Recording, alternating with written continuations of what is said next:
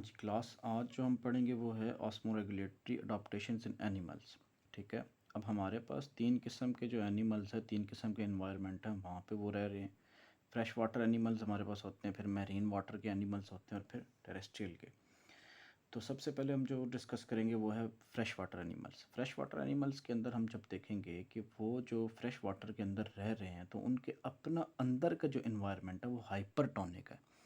मतलब कि उस जो एनिमल है लाइक फ़िश है वो फ्रेश वाटर के अंदर रह रही है, तो उस फ़िश के अंदर का जो इन्वायरमेंट है वो क्या है, हाइपरटोनिक है। और उसके बाहर वाले के जो इन्वायरमेंट है वो क्या है, हाइपोटोनिक है। हाइपरटोनिक का मतलब ये है कि उसके अंदर साल्ट की मिकदार ज़्यादा है, उस फ़िश की बॉडी के अंदर साल्ट की मिकदार ज़्यादा है और बाहर क्या है, कम है।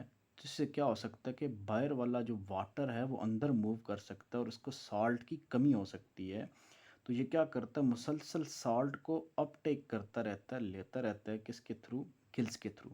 और साथ में ये एक्टिवली ट्रांसपोर्ट करता है साल्ट को। ऑलरेडी साल्ट इसके अंदर है लेकिन ये मज़ीद साल्ट को अंदर लेके जाता है, क्योंकि इसके अंदर का एनवायरनमेंट हाइपरटोनिक है, तो बाहर से वाटर अंदर आ सकता है, तो इसको साल्ट की कमी का सामना करना पड़ सकता है। अब चूँकि ये वाटर ज़्यादा अंदर आ रहा है, ठीक है, तो ये डाइल्यूट यूरिन प्रोड्यूस करेगा, क्योंकि ये हाइपोटोनिक एनवायरनमेंट के अंदर रह रहा है, बहुत ज़्यादा जो पानी इसको अवेलेबल है। ठीक हो गया। तो ये इसको ओवरकम करने के लिए क्या करेगा, साल्ट की कमी ना हो, ये अपटेक करेगा एक्टिवली साल्ट को बाय गिल्स, बाय स्किन। ठीक है, जो पानी पी रहा है उससे। उसके बाद हमारे पास आते हैं मैरीन वाटर। अब मैरीन वाटर जो एनिमल्स हैं उनके जो अंदर का इन्वायरमेंट है, उसकी बॉडी के इन्वायरमेंट वो क्या है, हाइपोटोनिक है। ठीक है, बाहर वाला हाइपरटोनिक है, क्योंकि बाहर साल्ट की, जिसको हम सल्यूट कह सकते हैं, उसकी मिकदार ज़्यादा है। तो ये क्या हो सकता है कि इनके अंदर का पानी, इसकी बॉडी का अंदर का पानी बाहर क्या कर सकता है, निकल सकता है, क्योंकि बाहर सल्यूट ज़्यादा है, साल्ट ज़्यादा है। तो हमेशा जो सॉल्वेंट है वो सल्यूट की तरफ मूव करता है, तो इसकी बॉडी का पानी क्या हो सकता है, लॉस कर सकता है। तो इसको रोकने के लिए ये क्या करेगा, ज़्यादा अमाउंट में पानी पिएगा और अपनी बॉडी के अंदर सॉल्ट को एक्सेस अमाउंट के अंदर जो है वो जमा करेगा।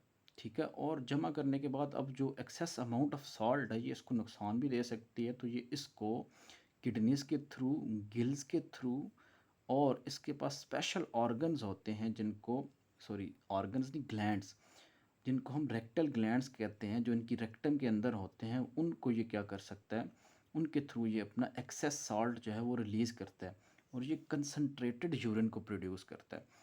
एक्सेस सॉल्ट जो है वो उसको गिल्स के थ्रू भी बाहर निकालेगा, रेक्टल ग्लैंड्स के थ्रू भी बाहर निकालेगा और स्किन के थ्रू भी ये बाहर निकालने की कोशिश करेगा, किडनीज़ के थ्रू भी।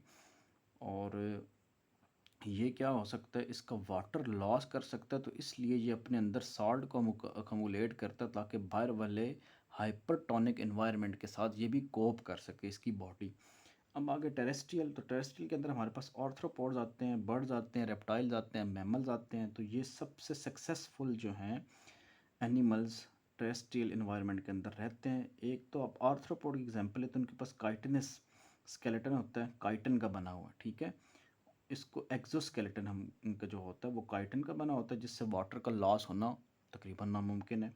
उसके बाद जो डेजर्ट के अंदर एनिमल रहते हैं, सहरा के अंदर, वो तो क्या करते हैं, बहुत लेवल की, अपर लेवल की जो है वो डिहाइड्रेशन को बर्दाश्त कर सकते हैं, टॉलरेट कर सकते हैं। इस कंडीशन को अपर लेवल मतलब बहुत ज़्यादा लेवल की जो है डिहाइड्रेशन को टॉलरेट करना, उसको हम कहते हैं एनहाइड्रोबायोसिस। ये कंडीशन क्या कहलाती है, एनहाइड्रोबायोसिस। ये जो डेजर्ट के अंदर एनिमल्स रहते हैं वो तकरीबन ऐसे सीड्स खाते हैं जिनके अंदर कार्बोहाइड्रेट्स की मिकदार ज़्यादा होती है। इन कार्बोहाइड्रेट्स को ही ब्रेक डाउन करके क्या बनाया जाता है, इनसे water as a by product हासिल किया जाता है। जब इन कार्बोहाइड्रेट्स की ब्रेक डाउन होती है तो इससे हमें वाटर मिलता है, हमें नहीं, जो एनिमल डेजर्ट के अंदर रहते हैं। उसकी एग्जांपल है कैंगरू रैट।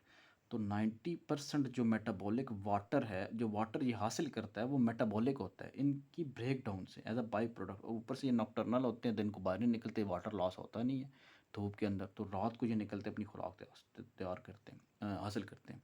ठीक है, तो ये यहाँ पे तीन किस्म के एनवायरनमेंट थे हमारे पास और उनमें वो कैसे कोप करते हैं एनिमल्स, उसको डिस्कस किया गया।